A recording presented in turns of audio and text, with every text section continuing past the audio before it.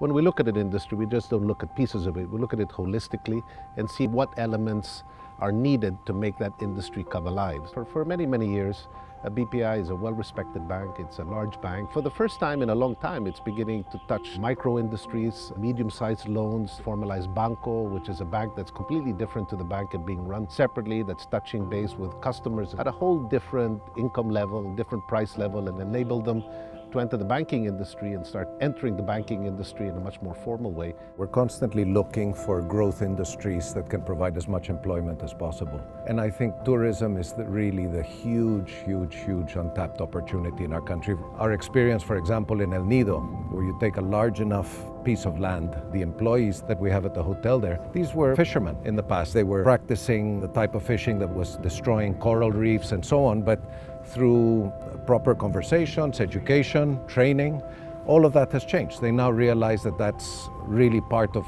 why people go to El Nido. They want to see good marine life, the biodiversity, they're protecting it. And so the multiplier effect that tourism has, especially for the poor, I find is enormous. I think we can actually also be quite proud of our contributions as well on the social fabric of the country. One thing is some of the hard infrastructure, but one mustn't forget the soft infrastructure the country needs. Education, healthcare.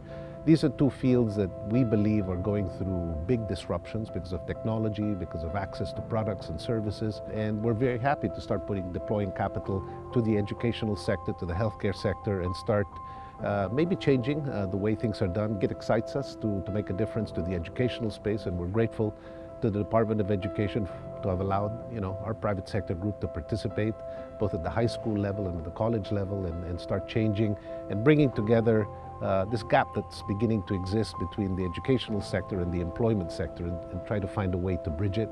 On the healthcare side, beginning to use technology to bring price points down and cater to the needs of people at different price points, but still at services that they badly need through our new clinics and our generic drugs. So really making a difference to people's lives. And I like to think that this has been an exciting series of steps for us. And it's up to us in the Ayala group to harness these different elements and really bring them together to create progress.